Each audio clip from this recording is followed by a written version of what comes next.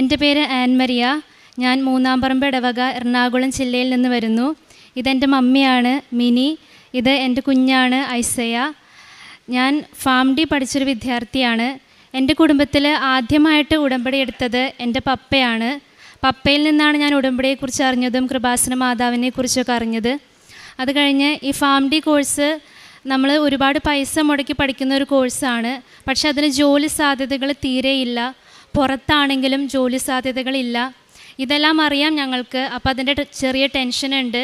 എൻ്റെ ക്ലാസ്സിലുള്ള എല്ലാ കുട്ടികൾക്കും ആ ടെൻഷനുണ്ട്. അപ്പോൾ ഏകദേശം കോഴ്സ് തീരാറായപ്പം ഞാനും എൻ്റെ ഒരു കൂട്ടുകാരിയും ഇങ്ങനെ വഴിക്കൂടെ നടന്നു പോകുന്ന സമയത്ത് അവൾ പറയാണ്, ഈ കോഴ്സൊക്കെ പഠിച്ചിട്ട് എന്താ കാര്യം, നമുക്ക് വല്ല ജോലിയും കിട്ടുമോ? അന്ന് എനിക്ക് മാതാവിനെക്കുറിച്ച് അറിയായിരുന്നു. പക്ഷെ അന്ന് ഞാൻ ഉടമ്പടി എടുത്തിട്ടുണ്ടായില്ല. പക്ഷെ എൻ്റെ പപ്പ ഉടമ്പടി എടുത്ത് പപ്പയ്ക്ക് കിട്ടിയ അനുഭവങ്ങളെല്ലാം എനിക്കറിയാം. ഞാനന്ന് 100% ഉറപ്പോടെയാണ് ഞാൻ അവളോടന്ന് പറഞ്ഞത്, നീ എന്തിനാ പേടിക്കണേ, അതിന് കൃപാസനം ഉണ്ടല്ലോ, അമ്മ മാതാവുണ്ടല്ലോ, എന്ത് കാര്യമാണ് അസാധ്യമായിട്ടുള്ളത്. അത് ഞാൻ പരിപൂർണ്ണ വിശ്വാസത്തോടെ അന്ന് ഞാൻ ആ വിശ്വാസം പ്രഖ്യാപിക്കുകയായിരുന്നു. അത് ഞാൻ ഇന്നും ഓർക്കും. ഞാൻ എന്ത് മറന്നാലും ആ പറഞ്ഞ ഒരു സെൻറ്റൻസ് ഞാൻ എന്നും ഓർക്കും. അത് കഴിഞ്ഞ് കോഴ്സ് തീരാറായി. ഞാൻ ഉടമ്പടി എടുത്തു. ഉടമ്പടിയിൽ ഞാൻ വെച്ചത് എനിക്ക് ഓസ്ട്രേലിയ എന്ന രാജ്യത്ത് പോകണം എന്നായിരുന്നു. അവിടുത്തെ ക്യാപ്സ് എക്സാം പാസ്സാവണം എന്നായിരുന്നു വെച്ചത്. അത് കഴിഞ്ഞു ഞാൻ വീട്ടിൽ വന്നു. അപ്പോൾ കൊറോണ സമയമായിരുന്നു. അപ്പോൾ എനിക്ക് ഓൺലൈൻ ഇരുന്ന് ചെയ്യാൻ പറ്റിയ വർക്ക് ഫ്രം ഹോം ആയിരുന്ന ഒരു ജോലിയാണ് കിട്ടിയത്. അതും മാതാവിൻ്റെ ഒരു അനുഗ്രഹമായിരുന്നു. കാരണം എനിക്ക് പോയി ചെയ്യുന്ന ഒരു ജോലി ആയിരുന്നെങ്കിൽ എനിക്കൊരിക്കലും ഈ എക്സാമിന് പ്രിപ്പയർ ചെയ്യാൻ പറ്റില്ലായിരുന്നു. ഈ എക്സാമിൻ്റെ പ്രിപ്പറേഷൻ കോഴ്സ് ഏജൻസീസ് വാങ്ങിക്കുന്നത് ഏകദേശം 2 ലക്ഷം രൂപയാണ്. അപ്പം നമ്മൾ ഓൾറെഡി ഈ കോഴ്സിന് ഒരുപാട് പൈസ ചിലവാക്കി. പക്ഷെ ഞാൻ വേറൊന്നും പ്രാർത്ഥിച്ചില്ല. ഇത് ഉടമ്പടി വെച്ചു. കറക്റ്റ് സമയത്ത് എൻ്റെ വീട്ടുകാർ എന്നെ മാട്രിമോണിയിൽ എൻ്റെ പേരിട്ടു. എനിക്ക് ഓസ്ട്രേലിയയിൽ നിന്ന് ഒരു ആലോചന വന്നു. കാരണം എനിക്ക് ഓസ്ട്രേലിയ തന്നെയായിരുന്നു ഏറ്റവും ഇഷ്ടമുള്ള കൺട്രി. ഞാൻ അധികം പരിചയമില്ലാത്ത എൻ്റെ ഒരു കൂട്ടുകാരി വെറുതെ എന്നെ ഫോൺ വിളിച്ചു. അവൾ പറഞ്ഞു അവൾക്കും ഒരു മാരേജ് സെറ്റായിട്ടുണ്ട്, നമുക്ക് ക്യാപ്സ് പഠിച്ചാലോ എന്ന് പറഞ്ഞു. ഞാൻ പറഞ്ഞു കോച്ചിങ് ഒന്നും ഇല്ലാതെ എങ്ങനെയാണ്, ഇതധികം പേര് എഴുതിയിട്ടില്ല, കോച്ചിങ് ഇല്ലാതെ ഈ എക്സാമൊക്കെ ഒന്ന് പാസ്സാവാൻ ബുദ്ധിമുട്ടല്ലേ. അപ്പോൾ അവൾ പറഞ്ഞു ഇല്ലടി നമുക്ക് പഠിച്ചു നോക്കാം. അതും അമ്മ മാതാവാണ് എനിക്ക് ആ കൂട്ടുകാരിയെ കൊണ്ട് തന്നത്. ഞാൻ അധികം അവളോട് സംസാരിക്കാറില്ല, ജസ്റ്റ് പരിചയം മാത്രമേ ഉള്ളൂ. അങ്ങനെ ഞങ്ങൾ രണ്ടുപേരും തനിയെയാണ് ഈ കോഴ്സ് എക്സാം പഠിച്ചത്. അത് ഞങ്ങൾ രണ്ടുപേരും പാസ്സായി. ഈ എക്സാം പഠിക്കുന്ന സമയത്ത് എനിക്കത് വീണ്ടും ഉടമ്പടി വെച്ച് പ്രാർത്ഥിക്കണം എന്നുണ്ടായിരുന്നു. അപ്പോൾ അമ്മ മാതാവ് എൻ്റെ അടുത്ത് പറഞ്ഞു, ഒരു തവണ നീ ഉടമ്പടി വെച്ച് പ്രാർത്ഥിച്ചതാണ്, നീ വിശ്വസിക്ക്, നിനക്ക് ആ കാര്യം സാധിച്ചു കിട്ടി, ഇനി അതിനു വേണ്ടി പ്രാർത്ഥിക്കണ്ട. പക്ഷെ ഞാൻ ഇടയ്ക്ക് കുർബാനയ്ക്ക് പോകുമ്പോഴും ഒക്കെ ഇടയ്ക്ക് പ്രാർത്ഥിക്കുമ്പോൾ ഈശോ പറയും, നിന്നോടല്ലേ പറഞ്ഞത് സാധിച്ചു കിട്ടി, ഇനി അതിനെക്കുറിച്ച് പ്രാർത്ഥിക്കണ്ട. പിന്നെ ഞാൻ എൻ്റെ ഒരു ആശ്വാസത്തിന് ഞാൻ വീണ്ടും എൻ്റെ കൂടെ പഠിച്ച കൂട്ടുകാരിക്കും മറ്റു പിള്ളേർക്കും കൂടി light A candle prayer request ഇട്ട് പ്രാർത്ഥിച്ചു. അതിൽ എനിക്ക് വേണ്ടി ഞാൻ പ്രാർത്ഥിച്ചില്ല, അവർക്ക് വേണ്ടിയാണ് പ്രാർത്ഥിച്ചത്. അങ്ങനെ എക്സാം റിസൾട്ട് വന്നു. ഞാനും ലൈറ്റ് എ ക്യാൻഡിൽ പ്രെയർ റിക്വസ്റ്റിൽ ഇട്ട് പ്രാർത്ഥിച്ച കുട്ടികളും പാസ്സായി. അതെനിക്ക് വലിയൊരു ദൈവാനുഗ്രഹമായിരുന്നു. അത് കഴിഞ്ഞിട്ടായിരുന്നു കല്യാണം. ഉടനെ തന്നെ വിസ കിട്ടി. എനിക്ക് ഓസ്ട്രേലിയക്ക് പോകാൻ പറ്റി. അവിടെ ചെന്ന് ഇൻറ്റേൺഷിപ്പ് കിട്ടുക എന്നുള്ളതൊക്കെ ഇപ്പം ഇച്ചിരി ബുദ്ധിമുട്ടാണ്. പക്ഷേ ആ സമയത്ത് അമ്മ മാതാവ് വഴി എനിക്ക് ഓപ്ഷൻ ഉണ്ടായിരുന്നു തിരഞ്ഞെടുക്കാൻ എവിടെ ചെയ്യണം എന്നുള്ളത്. അങ്ങനെ ഞാൻ ഇൻറ്റേൺഷിപ്പിന് കയറി 1 ഇയർ കംപ്ലീറ്റ് ചെയ്തു. ആ 1 ഇയർ കഴിഞ്ഞ് വീണ്ടും 2 എക്സാം ഉണ്ട്. ആ എക്സാം എടുക്കുന്ന സമയത്ത് ഞാൻ വീണ്ടും ലൈറ്റ് എ ക്യാൻഡിൽ പ്രെയർ ഇട്ടു. അതിൽ ഞാൻ പ്രാർത്ഥിച്ചു. ആ 2 എക്സാമും ഞാൻ പാസ്സായി. അങ്ങനെ എനിക്ക് ഓസ്ട്രേലിയൻ രജിസ്റ്റേർഡ് ഫാർമസിസ്റ്റ് ആവാൻ പറ്റി. അത് കഴിഞ്ഞ് ഞാൻ ജോലി ചെയ്തു. ആ ഒരു അന്ന് ഞാൻ പ്രഖ്യാപിച്ച ആ ഒരു വിശ്വാസം, അതാണ് എനിക്കിപ്പോഴും സാക്ഷ്യം പറയുമ്പോൾ അതാണ് ഞാൻ കൂടുതൽ പറയുന്നത്. അന്ന് ഞാൻ അത്രയും ആത്മാർത്ഥമായിട്ടാണ് ഞാനത് പറഞ്ഞത്. ആ തുടക്കം തുടങ്ങി മാതാവ് ഒടുക്കം വരെയും അമ്മ മാതാവ് എൻ്റെ കൂടെ ഉണ്ടായിരുന്നു. ഈ ഒരു ജോലി വെച്ചും എൻ്റെ ഹസ്ബൻഡിൻ്റെ ജോലി വെച്ചും ഞങ്ങൾ ഓസ്ട്രേലിയയിൽ പോയി 1 വർഷത്തിനുള്ളിൽ തന്നെ ഞങ്ങൾക്ക് സ്വന്തമായൊരു ഭവനം ലഭിച്ചു. ഞാൻ എന്ത് ചെറിയ കാര്യം ചെയ്യുമ്പോഴും അമ്മ മാതാവിനോട് പറയും, എനിക്ക് ഈ വീടിന് ഈ കളറ് വേണം, ഇതിൻ്റെ മിറ്റം ഇങ്ങനെയായിരിക്കണം. അപ്പം ഞാൻ പ്രാർത്ഥിക്കുന്ന കാര്യങ്ങളെക്കാൾ കൂടുതൽ ബോണസ് എന്നോളം രീതിയിൽ അമ്മ മാതാവ് നല്ലൊരു ഭവനം, ഞങ്ങൾക്ക് ഒത്തിരി ഇഷ്ടപ്പെട്ടൊരു ഭവനം ഞങ്ങൾക്ക് നൽകി അനുഗ്രഹിച്ചു. അതേപോലെ തന്നെ അത് കഴിഞ്ഞിട്ട് ഞാൻ പ്രഗ്നൻ്റായി. അതും ഞാൻ മാതാവിനോട് പ്രാർത്ഥിച്ച കാര്യമാണ്. കുഞ്ഞ് ഇവനാണ് ആ കുഞ്ഞ്. അപ്പം എൻ്റെ ഇൻലോസാണ് എന്നെ നോക്കാൻ വന്നത്. എനിക്ക് ആദ്യം ഭയങ്കര ഛർദിയും ഭയങ്കര ബുദ്ധിമുട്ടായിരുന്നു. അപ്പം ഞാൻ ഈശോയോട് പറഞ്ഞു, എനിക്ക് ഉടമ്പടി എടുക്കണം, പക്ഷേ എനിക്ക് ഈ ഛർദിയും ഇതൊന്നും വെച്ചിട്ട് എനിക്ക് പറ്റൂല. അപ്പോൾ ഞാൻ ഈശോയോട് പ്രാർത്ഥിച്ചത്, എനിക്ക് വൊമിറ്റിംഗ് മാറിയില്ലെങ്കിലും കുഴപ്പമില്ല, പക്ഷേ വൊമിറ്റിംഗ് മാറിയാലേ എനിക്ക് ഉടമ്പടി എടുക്കാൻ പറ്റുള്ളൂ. അത് വൊമിറ്റിംഗ് മാറാൻ വേണ്ടി ഉടമ്പടി എടുക്കാൻ വേണ്ടി ആയിരുന്നില്ല, എനിക്ക് ഉടമ്പടി എടുക്കണം. എന്നിട്ട് ഞാൻ ഉടമ്പടി ധ്യാനം കൂടി. ഞാൻ കിടന്നാണ് കൂടിയത്, അത്രയും എനിക്ക് വയ്യായിരുന്നു. അത് കഴിഞ്ഞപ്പോൾ എനിക്കിതെല്ലാം വളരെ കുറഞ്ഞു. ഞാൻ ഉടമ്പടി എടുത്തു. പക്ഷേ ഓൺലൈൻ എടുക്കാൻ നോക്കിയിട്ട് എനിക്ക് പറ്റുന്നില്ല. ഞാൻ ഉടമ്പടി ട്രൈ ചെയ്യുമ്പം ഓൾറെഡി നിങ്ങൾ ഉടമ്പടിയിലാണെന്നാണ് വരുന്നത്. അപ്പോൾ ഞാൻ ഈശോയോട് പറഞ്ഞു, ഓക്കെ, എനിക്ക് ഉടമ്പടി എന്താണെന്ന് അറിയാം, ഞാൻ ഒരു പ്രാവശ്യം എടുത്തേക്കെന്താ, ഞാൻ എല്ലാ കാര്യങ്ങളും സ്വന്തമായി ചെയ്തോളാം. ഞാനങ്ങനെ ഉടമ്പടി നിബന്ധനകളെല്ലാം പാലിച്ചു. ഞാൻ അവിടെ കുർബാനയ്ക്ക് എന്നും പോകുമായിരുന്നു. രാവിലെ 5:30 പ്രാർത്ഥന, ഈവനിങ് പ്രയർ എല്ലാം ചെയ്യുമായിരുന്നു. പിന്നെ അങ്ങനെ ഉടമ്പടി കാര്യങ്ങളെല്ലാം ഞാൻ പ്രാർത്ഥിച്ചു പോന്നു. ഇവനെ ഞാൻ ക്യാരിയിങ് ആയിരിക്കുന്ന സമയത്ത് എന്നും അരമണിക്കൂർ ബൈബിൾ വായന അല്ലാതെ ഇവന് വേണ്ടി സ്പെഷ്യലായിട്ട് സങ്കീർത്തനത്തിൻ്റെ ഓരോ അധ്യായം ഞാനിവന് വായിച്ചു കൊടുക്കുമായിരുന്നു. അന്നെൻ്റെ ഉദരത്തിലായിരുന്നു എങ്കിലും ഞാൻ വായിച്ചു കൊടുക്കുമായിരുന്നു. അങ്ങനെ ഡെലിവറി ടൈമായി. വേറെ പ്രശ്നങ്ങളൊന്നും ഉണ്ടായിരുന്നില്ല.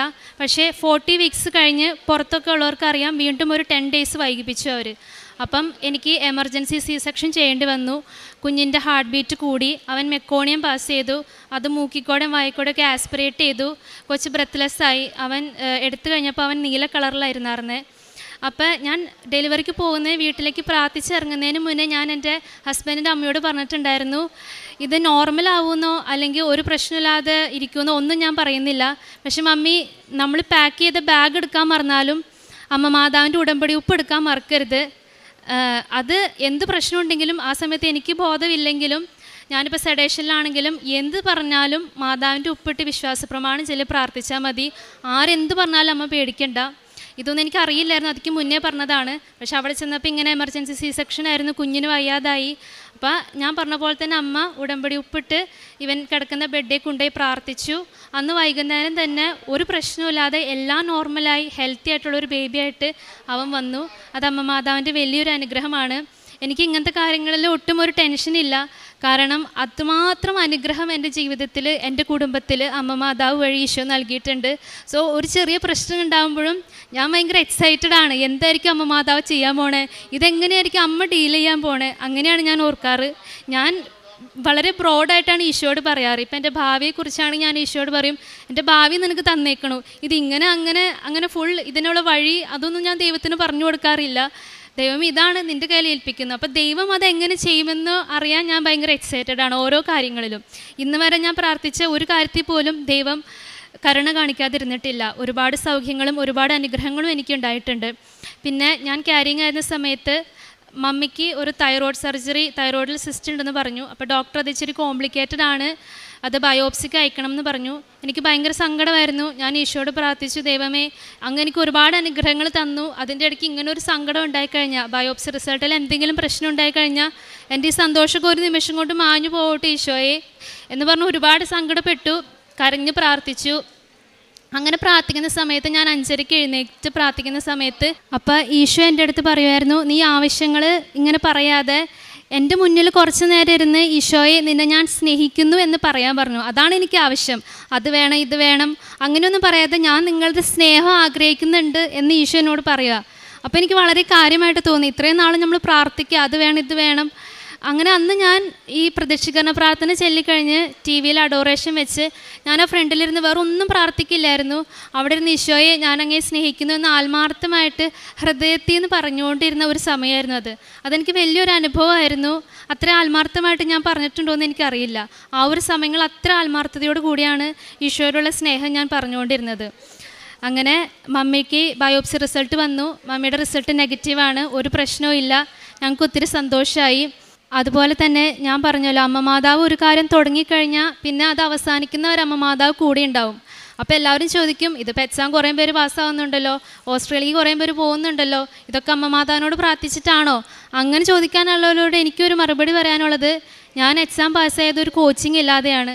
അത് കഴിഞ്ഞിട്ട് 1 വർഷത്തിനുള്ളിലാണ് വീട് വെച്ചത്. 5 മാസത്തിനുള്ളിൽ എനിക്ക് PR കിട്ടി, ഫാമിലി ആയിട്ട് PR കിട്ടി. അത് കഴിഞ്ഞ് ഇൻറ്റേൺഷിപ്പിൻ്റെ എക്സാം ക്ലിയർ ചെയ്തു. അത് കഴിഞ്ഞ് രജിസ്റ്റേർഡ് ഫാർമസിസ്റ്റായി, കുഞ്ഞുണ്ടായി, മമ്മിയുടെ സൗഖ്യം. ഇതൊന്നും ഈശോയും അമ്മ മാതാവും ഇല്ലാതെ നടക്കുന്ന കാര്യങ്ങളല്ല. അതുകൊണ്ട് എനിക്ക് നിങ്ങളോട് പറയാനുള്ളത്, എന്തെങ്കിലും ഒരു കാര്യം അമ്മ മാതാവ് വഴി ഈശോയോട് നിങ്ങൾ പറഞ്ഞിട്ടുണ്ടെങ്കിൽ ഈശോ കൂടെ ഉണ്ടാകും, അത് സാധിച്ചു തരും. അതുപോലെ തന്നെ ഞാൻ പ്രേക്ഷിത പ്രവർത്തനം ചെയ്തത് ഞാൻ അവിടെ ആയതുകൊണ്ട് എനിക്ക് പത്രം ചെയ്യാൻ പറ്റില്ലായിരുന്നു. അതുകൊണ്ട് ഞാൻ സാക്ഷ്യങ്ങൾ ഷെയർ ചെയ്യുമായിരുന്നു. എൻ്റെ കൂട്ടുകാരോട് ഞാൻ ഉടമ്പടി എടുക്കാൻ പറയുമായിരുന്നു.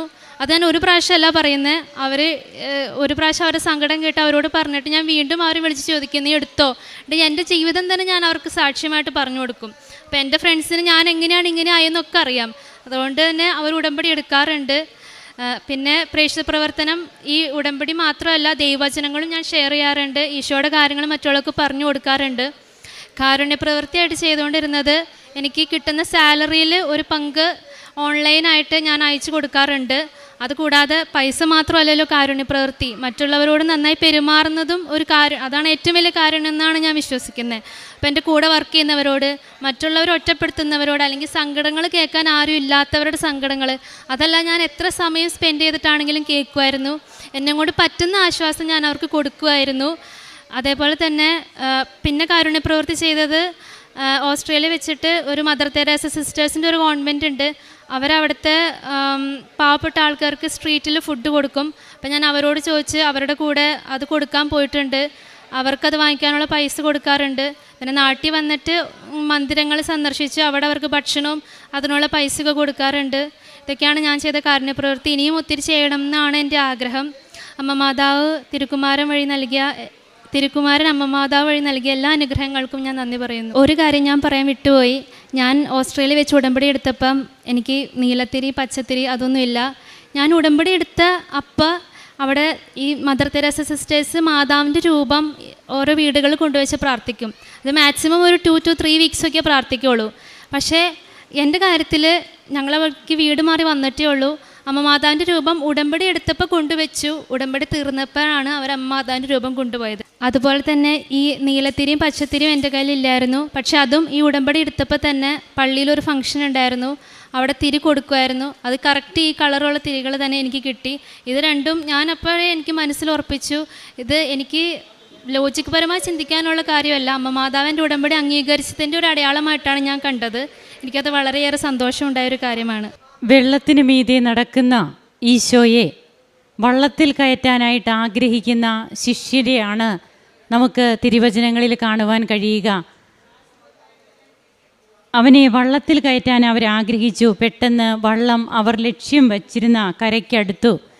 യോഹന്നാൻ്റെ വിശുദ്ധ സുവിശേഷം 6:21 നാം കാണുന്ന തിരുവചനമാണ്. ആൻമരിയ ബാബു ഓൺലൈൻ ഉടമ്പടിയിലൂടെ തനിക്ക് കിട്ടിയ കൃപകളാണ് ഇവിടെ പങ്കുവയ്ക്കുന്നത്. ഫാം ഡി പഠിച്ച മകൾക്ക് അതിന് ഒരു പ്രത്യേകമായ ജോലി സാധ്യതകൾ ഇല്ല എന്ന ചിന്തയിൽ താനും തൻ്റെ കൂട്ടുകാരിയും കൂടി എങ്ങനെയാണ് ആ ഒരു ചിന്തയിൽ നിന്ന് തൻ്റെ കൂട്ടുകാരിയെ ഈ മകൾക്ക് ഒരു പോസിറ്റീവ് അപ്രോച്ച് ആ മകൾക്ക് കൊടുക്കാൻ സാധിച്ചത്. അന്നേ ഞാൻ പറഞ്ഞു, എന്തിനാ നീ ഭയപ്പെടുന്നേ, കൃപാസനമുണ്ടല്ലോ, കൃപാസന മാതാവുണ്ടല്ലോ. അപ്പോൾ ആ ഒരു ആദ്യമേ താൻ പറഞ്ഞ ആ വാക്കുകൾ പിന്നീട് തൻ്റെ ജീവിതത്തിൽ തുടർന്നങ്ങോട്ട് ആ ഒരു ഉറപ്പിന്മേൽ തന്നെ ആൻമരിയ പോകുന്നതാണ് നമുക്ക് കാണുവാൻ കഴിയുക. അങ്ങനെ തൻ്റെ ജോലി സാധ്യതകളും ഒക്കെ ആയിട്ട് പോകുമ്പോൾ പപ്പ എടുത്ത ഉടമ്പടിയിലൂടെ തങ്ങളുടെ കുടുംബം അനുഭവിച്ച കൃപ ഈ മകള് മനസ്സിലാക്കിയിരുന്നു, അനുഭവിച്ചിരുന്നു. അതാണ് പിന്നീട് തനിക്ക് ആ വാക്കുകൾ പറയുവാനും തൻ്റെ കൂടെയുള്ളവർക്ക് ധൈര്യം കൊടുത്തുകൊണ്ട് മുമ്പോട്ട് കൊണ്ടുപോകാനുമൊക്കെ കഴിഞ്ഞത്. ഈശോയെ സ്നേഹിക്കുക, വേറെ കാര്യങ്ങളൊന്നും അധികം പറയാതിരിക്കുക. നാം കേട്ട തിരുവചനം പോലെ നമ്മുടെ ഉടമ്പടി ജീവിതം ഇത് ഈ യാത്രയിൽ, അതായത് നമ്മുടെ ജീവിത യാത്രയാകുന്ന ഈ നൗകയിൽ നാം ആയിരിക്കുമ്പോൾ നാം ഉടമ്പടിയൊക്കെ എടുക്കുന്നുണ്ട്. ഉടമ്പടി എടുത്ത് നാം പെട്ടെന്ന് നമ്മുടെ കാര്യമൊക്കെ സാധിച്ചു കഴിയുമ്പോൾ ഈശോ പിന്നെ വള്ളത്തിൻ്റെ പുറത്താണോ, നമ്മുടെ ജീവിതത്തിന് പുറത്താണോ, അതോ നാം ബഹുമാനപ്പെട്ട VP ജോസഫ് അച്ഛൻ പറയാറുണ്ട്, ഒരു കാര്യസാധ്യത്തിന് വേണ്ടിയിട്ടുള്ള ഒരു ഉടമ്പടി മാത്രമാകുന്നോ എന്നുള്ളത് നാം ചിന്തിക്കണം. ഈ മകൾ പറഞ്ഞ സാക്ഷ്യങ്ങൾ ഒത്തിരിയുണ്ട്. എന്നാൽ അതിൽ തനിക്ക് കിട്ടിയ ബോധ്യം, എനിക്ക് ഒന്നും കിട്ടിയില്ലെങ്കിലും വേണ്ടില്ല, എനിക്ക് ഈശോ മാത്രം മതി, ഈശോയെ നിന്നെ ഞാൻ സ്നേഹിക്കുന്നു എന്ന് പറയുവാനായിട്ട് ഈശോ തന്നെ ഈ മകളോട് പറയുന്നു. അത് അനുഭവിക്കുക. അതുപോലെ തൻ്റെ ജീവിതത്തിൽ ഓൺലൈൻ ഉടമ്പടിയിൽ ഉടമ്പടി നേർച്ച വസ്തുക്കളൊക്കെ ഇല്ലാതിരിക്കുമ്പോഴും തനിക്ക് കിട്ടുന്ന അനുഭവങ്ങൾ, ആ ആ അനുഭവങ്ങൾ ദൈവാനുഭവങ്ങളായിട്ട് ഈ മകൾക്ക് ഫീൽ ചെയ്യണമെങ്കിൽ അതിന് തന്നെ ഒരു കൃപ വേണം. അല്ലെങ്കിൽ അത് വെറുതെ ഒരു തോന്നലാകാം. ഇതൊക്കെ ഇങ്ങനെ എല്ലാവർക്കുമൊക്കെ തോന്നുന്നത് പോലെ. അപ്പോൾ നമ്മുടെ ഉള്ളിൽ നാം തന്നെയാണ് ഇതിനൊക്കെ ഉത്തരവാദിത്വം കൂടി എടുക്കുന്നത്. അതായത് നമുക്ക് കിട്ടുന്നതൊക്കെ ബോധ്യങ്ങളാകുവാനും അറിവുകൾ അനുഭവമായിട്ട് അനുഭവം പിന്നീട് ദൈവാനുഭവമായി ഇവിടെ വന്ന് പങ്കുവയ്ക്കാനൊക്കെ നാം തന്നെയാണ് നമ്മെ തന്നെ അതിന് ഒരുക്കേണ്ടത്. അതിന് പരിശുദ്ധാത്മാവിൻ്റെ കൃപ വേണം. ഇന്ന് തൻ്റെ ജീവിതത്തിൽ തനിക്ക് കിട്ടിയതെല്ലാം അമ്മയുടെയും ഈശോയുടെയും മധ്യസ്ഥതയിൽ കൃപകളായിട്ട് സന്തോഷത്തോടെ ആത്മാർത്ഥതയോടെ നന്ദിയോടെ ഇവിടെ ഈ മകൾ സാക്ഷ്യം പറയുമ്പോൾ നമ്മൾ സിൻസിയറായാൽ ദൈവം സീരിയസ് ആകും, നമ്മൾ സീരിയസ് ആയാൽ ദൈവം സിൻസിയറാകും. അതാണ് നമുക്കിവിടെ കാണുവാൻ കഴിയുക. കരങ്ങളടിച്ച് നമുക്ക് ദൈവത്തെ ആരാധിക്കാം, മഹത്വപ്പെടുത്താം. ഈശോയ്ക്കും അമ്മയ്ക്കും നന്ദി പറയാം.